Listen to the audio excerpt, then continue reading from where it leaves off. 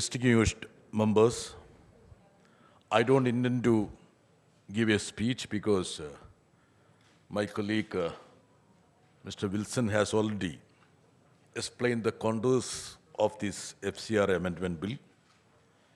And all of those people who have gathered here are quite aware about the impact of this amendment. This is against democracy. This is against pluralism. This is against liberty. As I see it, this is targeted against the minorities especially because there has been a statement from Minister of State for Home, Nityananda Rai, that this is being essentially brought to deal with the conversion that is happening in many parts of the country. And I would also underscore the fact that when this Waqf amendment bill came, we had warned everybody that this is just a beginning. Let us not be very content, happy, joyful about the fact that we are redeemed of any danger and we are assured of our functioning. I even told clergy, many of the church leaders, that this is just a beginning. The bulldozer has just started rolling. But this FCRA amendment has shown that despite the state of Kerala, where BJP's outreach was at the highest level to win away the Christian votes, this government had the audacity to bring an FCRA amendment bill. Let us all understand that. Since this is a gathering where we all need to ponder over and contemplate the extent of damage this government can do on the plural polity of this nation, that's why I'm stressing on this fact. Now, Wilson talked about the provision 16A, 16A6, etc. Simply means that at any point of time, if the government wants to take over any property wherein even a 1% FCRA is involved, the government can do it. Even 1%. And there is a retrospective effect. And moreover, the eminent persons who are on the dais would appreciate that. Anybody who is connected with that organization as a distant advisor or a trustee can be dealt with. I would invite your attention to a High Court verdict in 2014. When the High Court of Delhi said that political parties like BJP, of course Congress also, Sushmita, you were in Congress at that time, okay, had violated FCRA and took money from the foreign companies. Instantly, at the behest of BJP government, they passed an amendment with retrospective effect, regularizing the violation of FCR.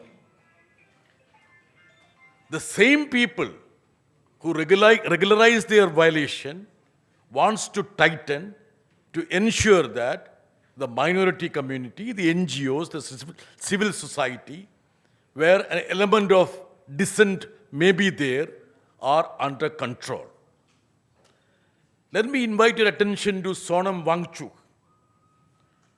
Till the other day, he was a man Friday of this government. The moment he raised some disagreement or dissent with the union government, his FCRA license was cancelled, he was implicated, and he was incarcerated. 6 months he was in jail.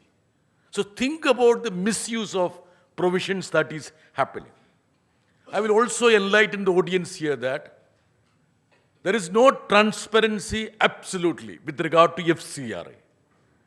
8 times I asked question as to number of FCRA license doled out during last 10 years, the number of organizations involved wherein the FCRA license were cancelled, the details also.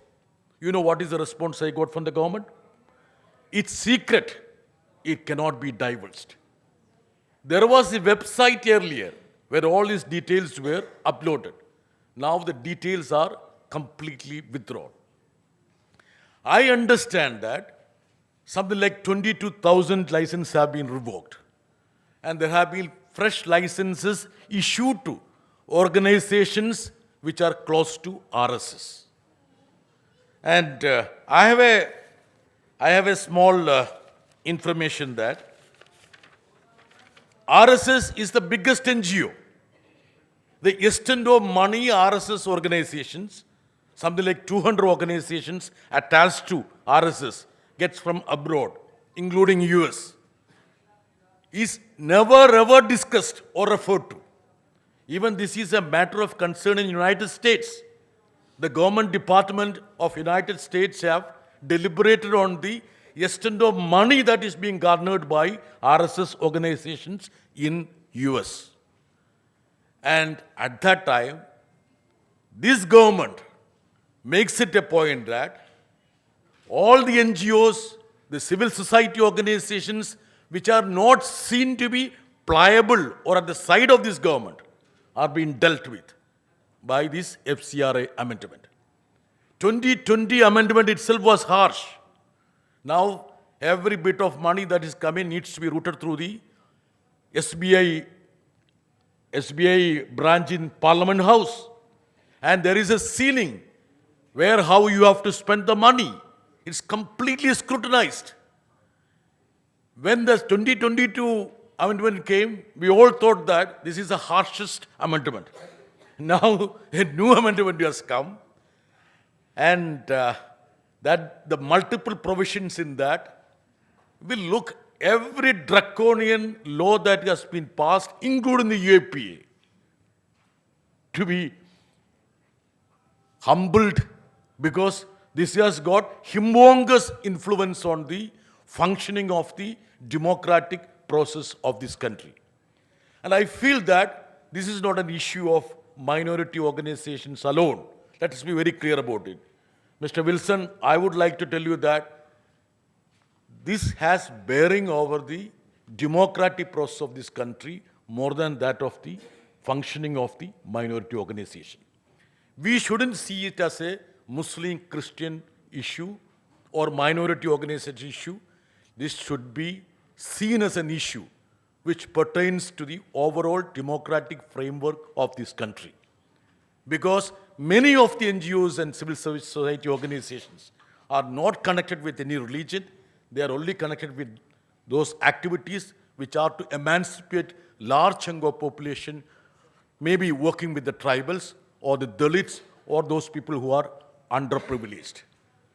My submission to this august audience would be that there should be a larger national alliance to fight such draconian laws and such hefty actions on the part of the government, because at the end of the day, only if you have democracy and secularism, the unity of this country can be protected, you and me can survive. Thank you very much.